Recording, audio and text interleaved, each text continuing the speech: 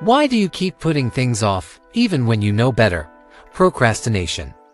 It's the silent saboteur that lurks in the shadows of our minds, derailing our best intentions and leaving us wondering where all our time went.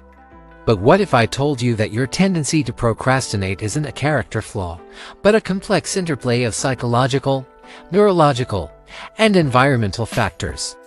Today, we're peeling back the layers of this pervasive habit to uncover the hidden drivers that keep you stuck in a cycle of delay and regret. We'll explore the lesser-known aspects of procrastination that even seasoned self-help gurus often overlook, and arm you with insights that can transform your approach to productivity. First, let's tackle a counterintuitive truth. Procrastination isn't about laziness or poor time management. It's an emotional regulation problem. When you put off a task, you're not avoiding the task itself, you're avoiding the negative emotions associated with it. This insight comes from research by Dr. Tim Pychyl, who found that procrastination is our mind's way of coping with challenging feelings like anxiety, self-doubt, or boredom. But here's where it gets interesting: your brain is wired to prioritize immediate rewards over long-term benefits. This phenomenon, known as temporal discounting, explains why the fleeting pleasure of scrolling through social media often wins out over the delayed gratification of completing an important project. Your prefrontal cortex, responsible for planning and decision-making, is essentially arm wrestling with your limbic system, the seat of emotions and immediate gratification. Now, let's dive into a lesser-known factor: the impact of uncertainty on procrastination. Studies have shown that tasks with ambiguous outcomes or unclear instructions are more likely to be postponed. This uncertainty triggers a stress response in your amygdala, prompting your brain to seek the comfort of familiar, low-stress activities. It's not just about avoiding discomfort, it's about your brain's preference for predictability.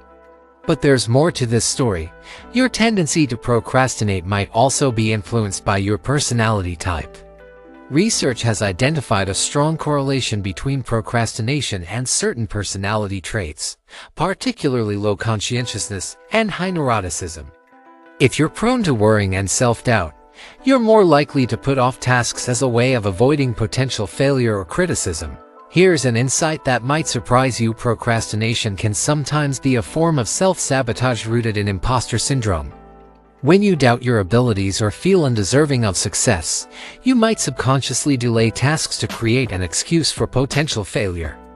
This way, you can attribute any shortcomings to lack of time rather than lack of ability.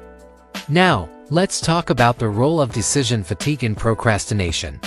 Throughout the day, you make countless decisions, each one depleting your mental energy.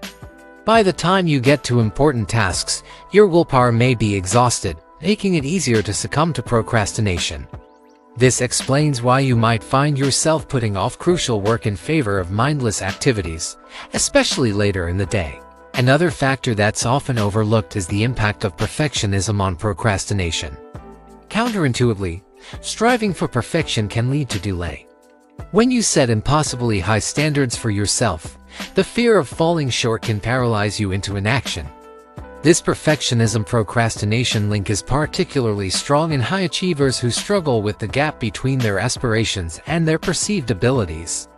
Let's explore a fascinating neurological aspect of procrastination: the role of the anterior cingulate cortex (ACC).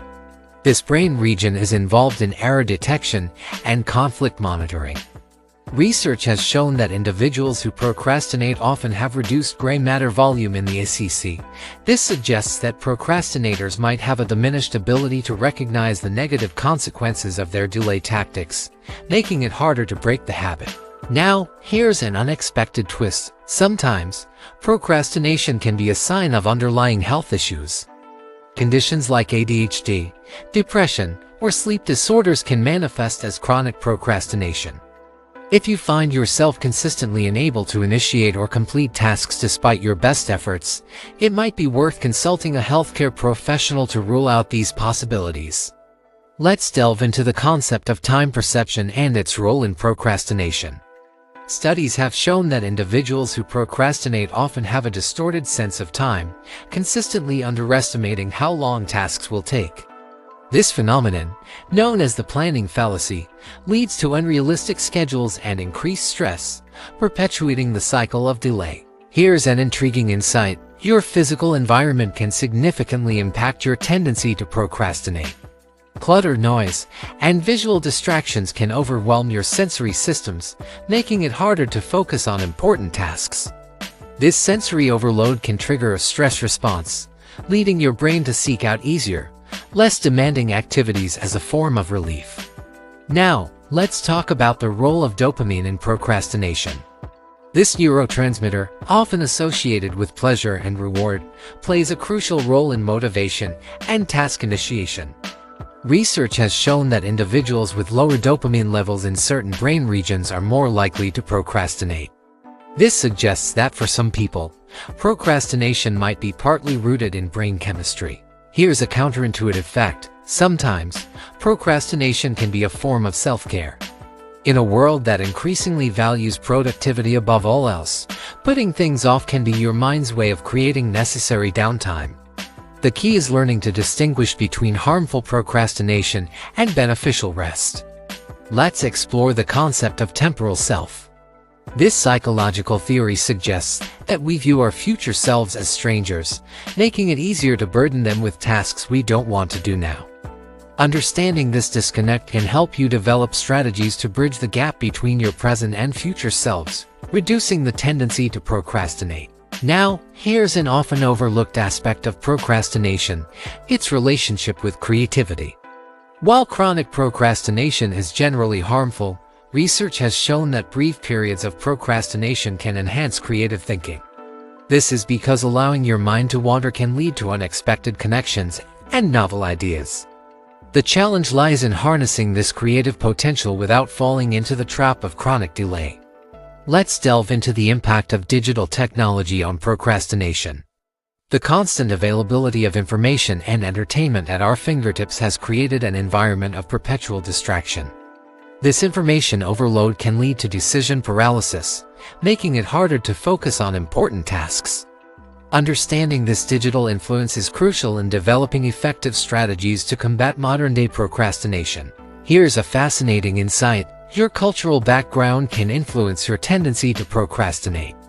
Research has shown that individuals from cultures with a more flexible approach to time are more likely to procrastinate than those from cultures with strict time orientations. This suggests that procrastination isn't just a personal habit, but a behavior shaped by cultural norms and values. Now, let's talk about the role of self-compassion in overcoming procrastination. Traditional approaches often focus on self-discipline and willpower. However, recent studies have shown that treating yourself with kindness and understanding can be more effective in reducing procrastination. By acknowledging your struggles without harsh self-judgment, you can create a more supportive internal environment for tackling challenging tasks. Let's explore the concept of psychological reactance and its relationship to procrastination. This phenomenon occurs when you feel your freedom is being restricted, leading to a desire to reassert control. Paradoxically, by procrastinating on tasks you have to do, you might be unconsciously trying to maintain a sense of autonomy.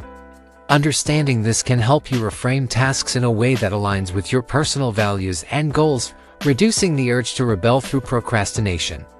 In conclusion, procrastination is far more complex than simply putting things off. It's a multifaceted behavior influenced by your brain chemistry, personality, environment, and even cultural background. Remember, the goal isn't to eliminate procrastination entirely. That's neither realistic nor necessarily desirable. Instead, aim to develop a healthier relationship with your tasks and time. By acknowledging the complexity of procrastination and approaching it with curiosity and compassion, you can transform this common struggle into an opportunity for personal growth and enhanced productivity. So, the next time you find yourself procrastinating, pause and ask yourself, what emotion am I avoiding? What uncertainty am I facing? How can I make this task align with my values? By addressing these deeper questions, you can begin to break free from the cycle of procrastination and move towards a more balanced, fulfilling approach to your goals and responsibilities.